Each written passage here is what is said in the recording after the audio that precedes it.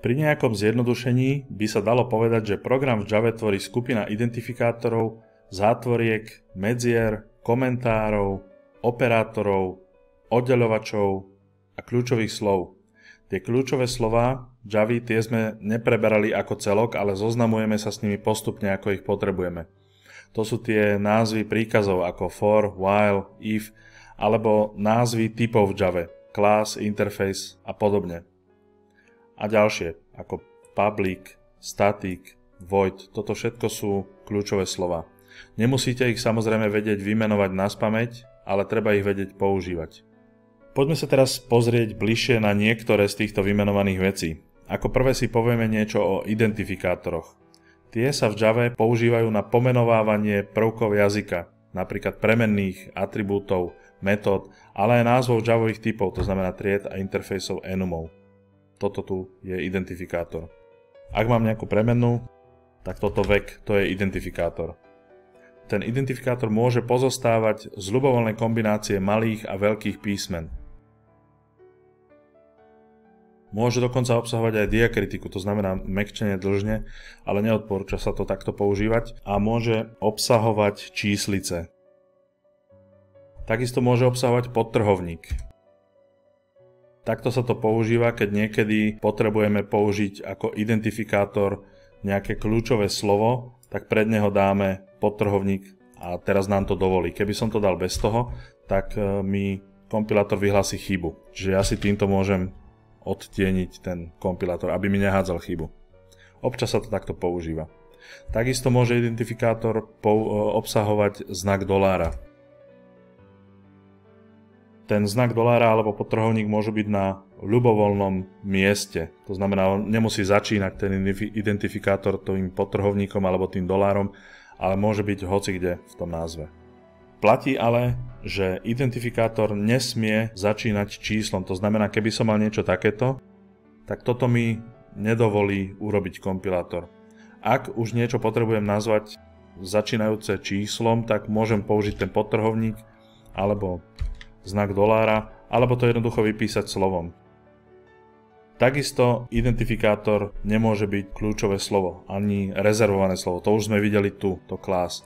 Takto si pomáhame, keď potrebujeme niekedy oklamať ten kompilátor. Keby som si nazval niečo takto, int for, tak toto mi nedovolí. Keďže Java je case sensitive, to znamená, že pre ňu napísané for malými písmenami a veľkými písmenami sú dve rôzne veci, tak ja by som to mohol robiť takto, že tam napíšem veľké písmeno, alebo celé to napíšem veľkými. Ale nerobte to takto, lebo potom sa to mýli s kľúčovými slovami. Názov identifikátora musí začínať buď písmenom, podtrhovníkom alebo znakom dolára. Platí aj to, že identifikátory by ste mali voliť tak, aby vhodným spôsobom opisovali to, na čo ich budete používať. To znamená, ak si nejakú triedu pomenujem adresa, mal by som do takéto triedy potom deklarovať atribúty týkajúce sa adresy. To znamená napríklad názov mesta, PSČ, ulica a podobne. Tých pravidiel pre písanie identifikátorov je ešte viac. Pre získanie prehľadu odporúčam preštudovať si guideliny od Google, ktoré sa volajú Google Java Style Guide, ktorý sa dá nájsť na tejto adrese.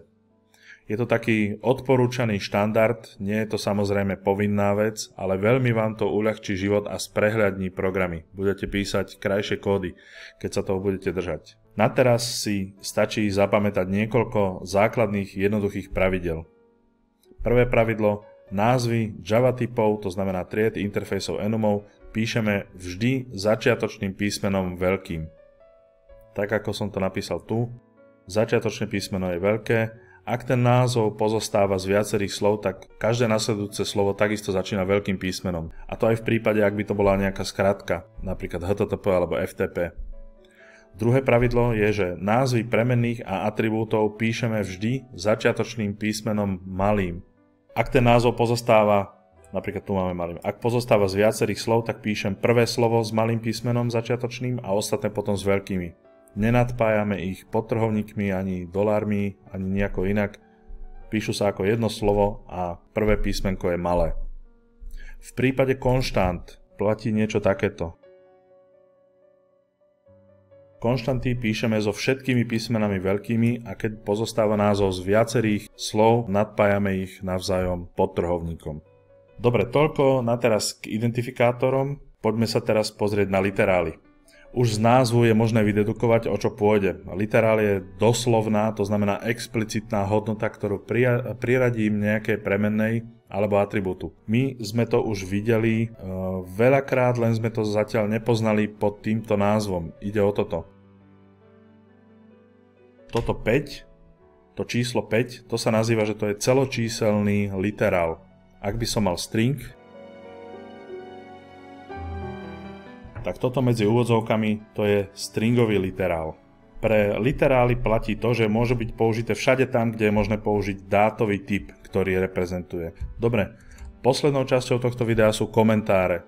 Tie predstavujú taký pomocný kód v triede, pričom slúžia iba programátorovi na písanie rôznych poznámok, pripomienok alebo výhovoriek. Kompilátor s nimi pri kompilácii neuvažuje. On ich ignoruje a v tom výslednom class súbore sa nenachádzajú. V Java poznáme 3 druhy komentárov. Prvý je jednoriadkový komentár. Píše sa tak, že sa napíšu dve lomitka a platí pre neho to, že na riadku, na ktorom sa napíše, už sa nedá zrušiť. To znamená, všetko za týmto napísané už je komentár. Môžem ho písať na začiatku riadku, mohol by som ho začať písať tu.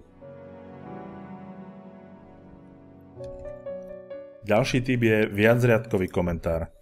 Ten sa píše ako lomitko a hviezdička a keď dám enter, tak mi prostredie doplní uzatvorenie toho viacriadkového komentára, to znamená jeho ukončenie. To je hviezdička a lomitko. Všetko, čo je medzi tým, je komentár. Pre tento viacriadkový komentár platí to, že za týmto ukončujúcim znakom tu by som mohol normálne písať. Tuto by som si mohol normálne dať ďalší príkaz, ale nerobí sa to takto. Mali by byť samostatne. Posledný typ komentára je dokumentačný komentár.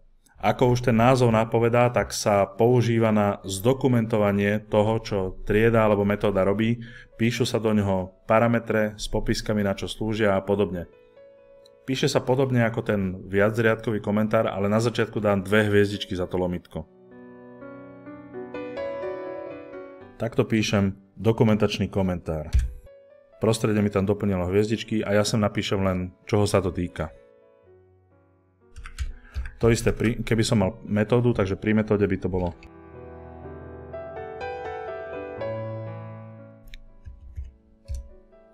A prostredie mi tam doplnilo tieto parametre. Toto sú také metadáta, ktoré on tam doplňa sám. Takže obvykle sa píše, čo tá metóda robí. Takže teraz si ho môžem takto pozrieť. Čo mi potom dá do tých dokumentačných komentárov. To je podobné, ako sme videli napríklad pri stringoch. To sú tieto komentáre. Takže my ich tu takisto máme, takto si ich vytvárame.